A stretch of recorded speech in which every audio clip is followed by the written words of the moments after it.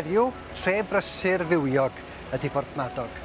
O gobrin bod llawer o'r ymwelwyr sy'n dod yma yn gwybod ei bod hi unwaith yn dre oedd yn gartre i un o'n beirdd mwyaf poblogaidd ni, Eifion Wyn.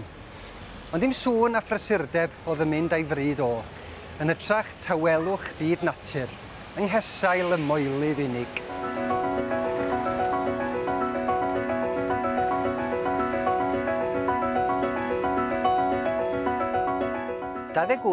New Street, Porthmadog. Dyma gartra'r bardd. Ac mwyn I gwneud i'n haws i'w gyd feirdd ddod o hyd i'r lle, dyma Eifion Wyn yn mynd ati I roi arwydd yr orsedd uwch ben y drws. Ac mae yma hyd heddiw.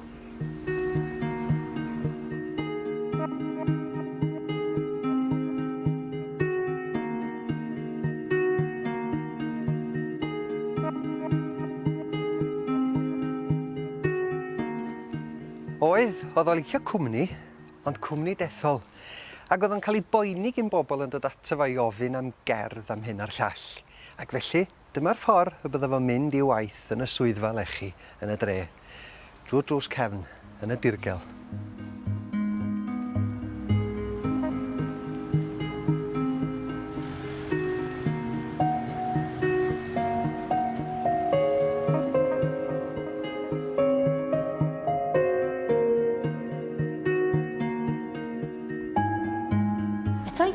Gweitha'r holl guddio yma, doedd dim ofon dweud I ddweud ar Eifion Wyn, a hynny weithiau yn gwbl gyhoeddus.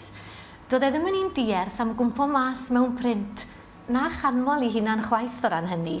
Dyma beth sydd ag ei weid yn ei ragair I un o'i gyfrolau. Mia wn nad ydyw yn gwbl am ddifad o ragoriaethau. Galwed yn neb a fyno yr honiad yn hunan fawrhad. Oedd Eifion Wyn yn dipyn o foi. Wel, swn i'n dweud, mae bardd rhamantaidd ydy Eifion Wyn yn bennaf oll. Prif delynegwr I oes, medda Williams Parry amdano fo. Felly be fyddach chi'n disgwyl gael gan fardd rhamantaidd fydda cerddi serch, cerddi yn sicr I fyd natur, I brydferthwch, y wlad o'i gwmpas. A mae ganddo fo hefyd rai canuon gwladgarol, canuon I Gymru ac am Gymru, sy'n eitha sentimental o ran I cynnwys. Ac yn hynny o beth, swn i'n dweud, mae fo oedd etifedd ceiriog yn yr 20th ganrif.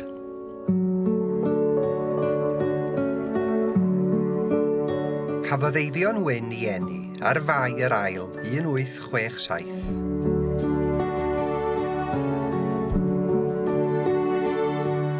Bydd efo'n athro yn ysgol Snowdon Street, Porthmadog.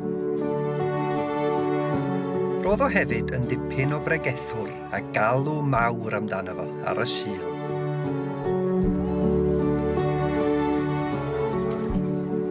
Ond, doedd y bregethu ar ddi sul a dysgu ar y dillun ddim yn cyd-fynd efo'i gilydd.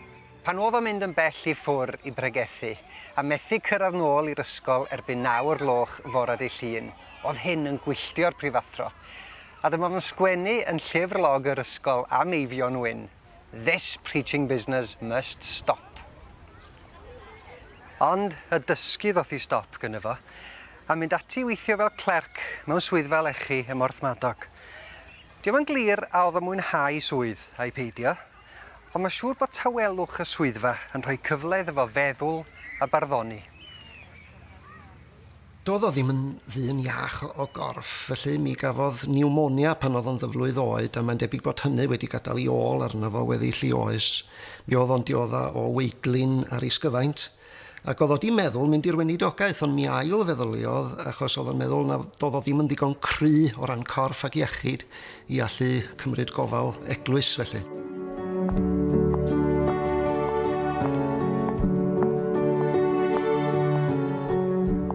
Gwrs, dim Eifion Wyn oedd ei enw iawn e. Gas I fedyddio'n Elis Williams, enw barddol oedd Eifion Wyn. Ac fel Eifion Wyn I ni wedi nabod e, fydd oedd ei arwydd o ennill y gader hon yn Steddfod Drefol Pwllheli 1886. A dyma hi nawr yn llenwi cyntedd neuadd yr ysgol gynradd ym Porthmadog, ysgol a enwyd ar ei olau.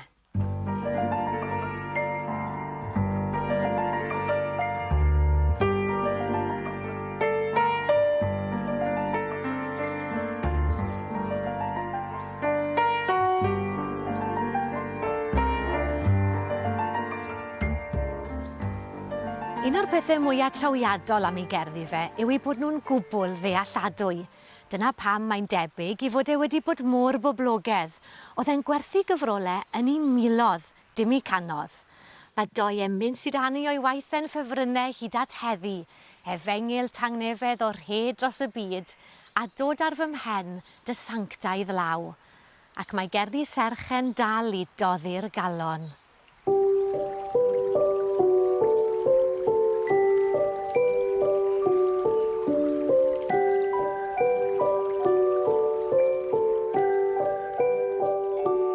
Cymer hi'n drysor a chadw hi, ceisiaf wneud hebddi os boddiaf di.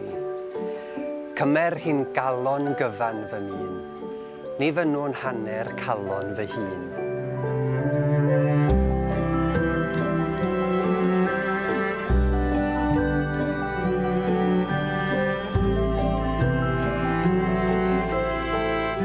Cymer hi'n degan, ond gwybydd hyn, gall chwarae i thorri, ond air nes pryn.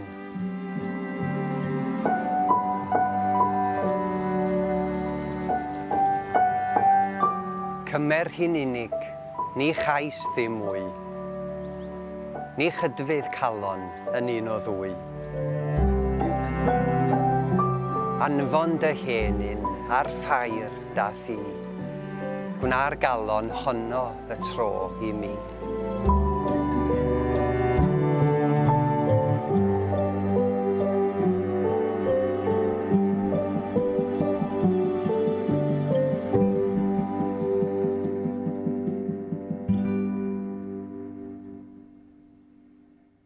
Fel bardd telenegol, mae yna lendid yno, mae yna glysni, yr elfen felys yna. Dyna sydd oedd Beirdd y cyfnod hwnnw'n disgrifio barddoniaeth delenegol, yr hen dinc felys. Ond rhaid cofio fod Eifion Wyn yn dod ar ôl cyfnod y bardd newydd, pan oedd ganddoch chi feir bregethwyr yn canu caneuon athronyddol, haniaethol, nad oedd neb cweit yn dall be oedden nhw'n ei ddeud. Ond doedd dim problem efo canu Eifion Wyn, achos oedd o'n canu'n uniongyrchol, yn syml iawn iawn, yn apelio at glys dywerin bobl. Felly o ran ei themau, yr oedd o'n taro tant yn ei gyfnod a thrwch y gynulleidfa.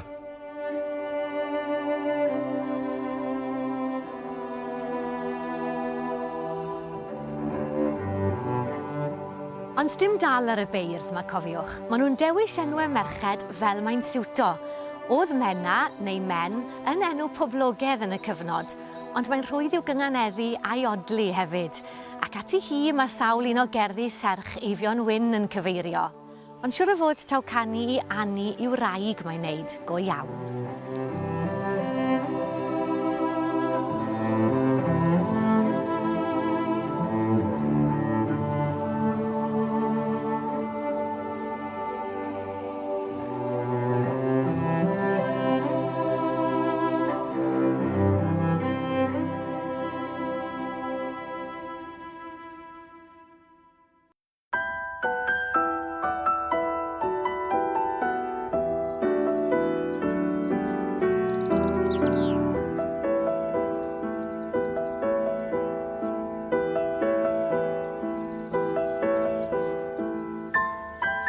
Fel nath Mererid awgrymu yn gynharach, o' na ffrio barddol yn hanes Eifion Wyn.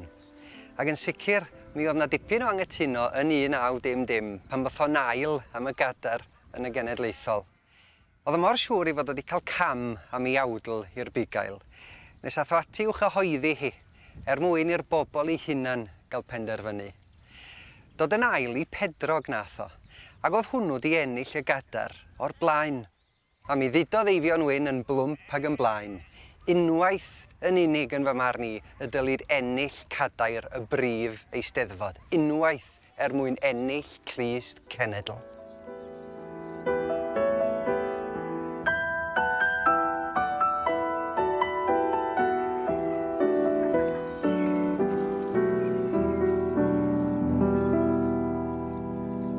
Mi ddigwyddodd rhywbeth tebyg yn 1912. Cystadleuodd 6 elyneg yn y Steddfod Genedlaethol, ac ora pro nobis yn un ohonyn nhw. Ein tad cofia'r morwr, rhwng cyfnos a gwawr, Mae long ef mor fechan, a thfor di mor fawr. A dyma'n fynd ati i'w cyhoeddi nhw, gan roi yn ei ragymadrodd. Cartelynegion hyn ddadlau ei dadl ei hunain.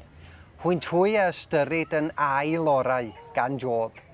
Cic fach i'r beirniad Job yn fanna.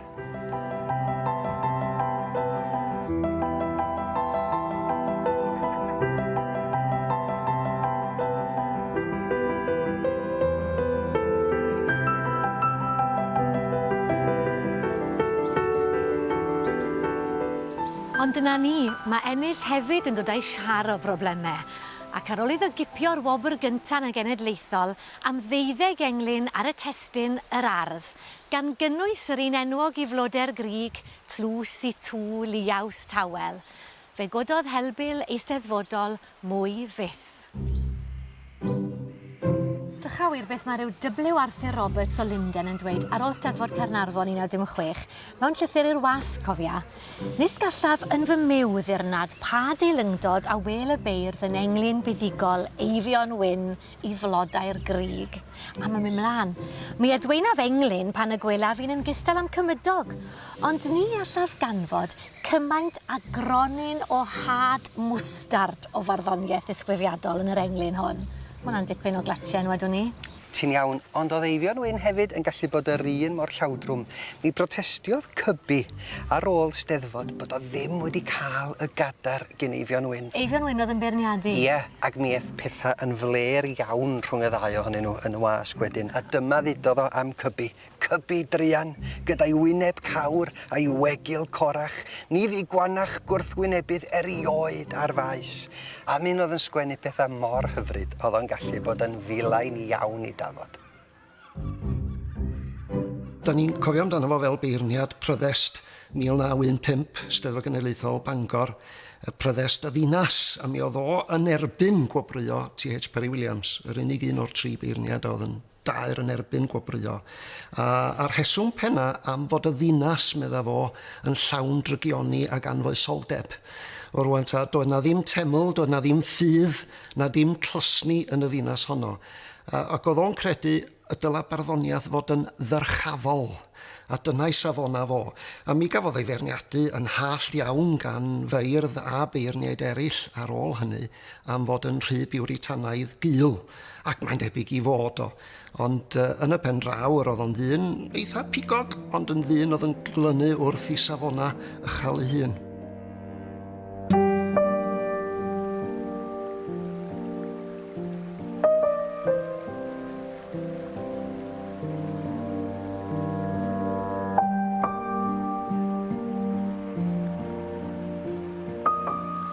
Ond yn sŵn afon Dwyfor, oedd e'n gallu ymdawelu ac anghofio am yr holl gwmpo mas ag anghydweld.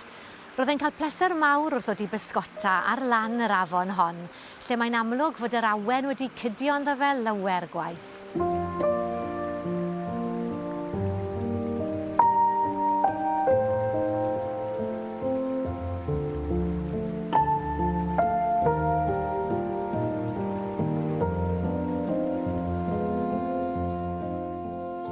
Amal i fardd wedi cymharu cwrs afon a hynt bywyd, a mae hynny'n arbennig o addas yn achos afon Dwyfor. Afon fer ydy hi. A mae modd i nabod ti bron iawn o lle mae'n codi yng Nghwm Pennant i lle mae'n mynd i'r môr yn geg afon Dwyfor. A mae'n newid o hyd yn ôl y tirlun. Weithiau fydd hi yn llifo'n llyfn a gro ar wely'r afon. Dro arall yn wyn ac yn chwyrn iawn. Yn y gerdd yma rwan yr afon Telynag ydy hi, mae'n syml iawn, mae'r iaith yn syml. Y ddelwedd ydy bod yr afon yn geithes, yn garcharor rhwng y ddwy lan, bod hi yn dyheu am ryddid y môr mawr. A'i hirath i o hyd am gael y mollwng i ddyfroedd mawr y moroedd. Mae'n delynag syml a hyfryd iawn.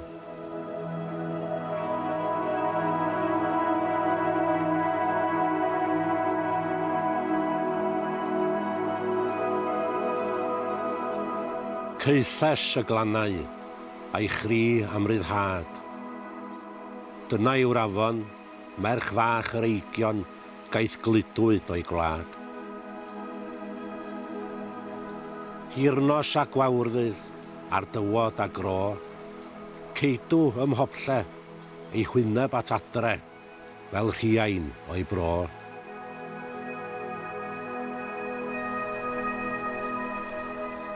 Nid eill y marian a rafu i lli, na'r glasgoed i llithio, ond i orffwyso, y môr iddi hi. Sian wilofus ar lechwedd a dôl, hiraeth sydd arni, ac nid yw ni golli, nes cyrraedd yn ôl.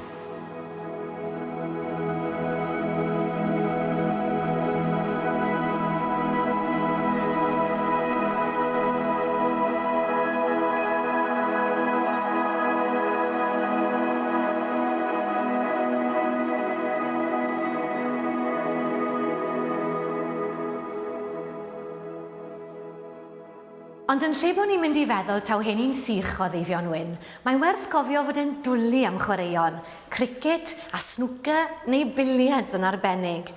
Fel mae'r llythyr gan y bardd ifanc a'r Williams Parry yn tystio, oedd wedi sgrifennu at Eifion Wyn yn gofyn iddo fe a gile fe gêm o biliads pan ddyle fe i Porthmadog, cyn gorffen gyda'r hybydd, Thus I sing I budding bards, na chybolwch a biliads.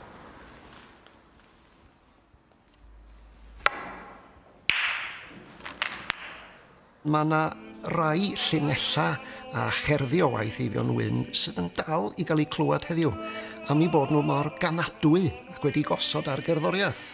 A hefyd, wrth gwrs, mae rhaid cofio am ei gyfraniad fel emynydd. Mae yna 7 o'i emynaf fo yn caneuon ffydd, felly mae Eifion Wyn a'i enw fo'n dal yn berthnasol heddiw.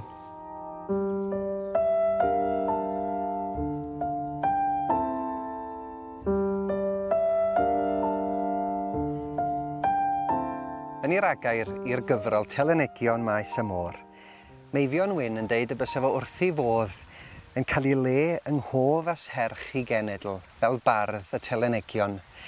A sam dwywaith nad ydy hynny wedi dod yn wir. Ac o'r holl ddarluniau am Eifion Wyn, mae'n siŵr mae'r un enwoca sydd gyda ni ydy'r darlun ohono fo fel arglwydd cwm pennant. Cwm tecaf y cymoedd yw.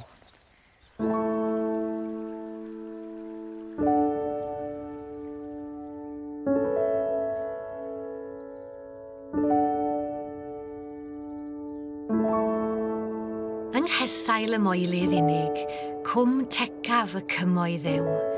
Cynefin y carlwm a'r cadno a hendref yr hebog a'i rew. Ni feddaf led troed ohono, na chymaint a dafad na chi. Ond byddaf yn teimlo fi nos wrth fy nhân, mae arglwydd y cwm ydw i fi.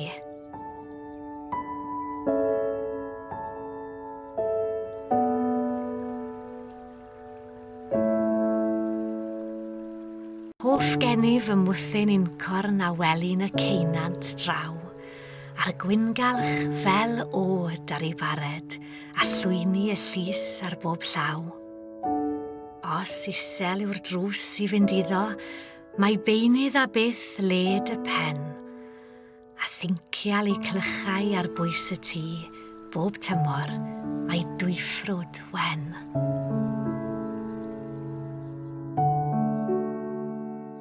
Os a fi ar ambell ddygwyl am dro i gyffiniau'r dref, ymwrando y bydda fi yno am grawc a chwybanogl a bref. Hireithi am weled y moelydd a'r asir fel y môr uwch fy mhen, a chlywed y migwyn dan wadn fy nhroed a throi misg fy mhlant a gwen. Mi garaf hen gwm fy maboed tra medraf i garu dim. Mae ef a'i lechweddau'n myned o hyd yn fwy annwyl im. A byddaf yn gofyn bob gwawrddydd am troed ar y talgrib llethyr. Pam arglwydd y gwneithost gwm pennant mor dlws, a bywyd hen fugail mor fyr.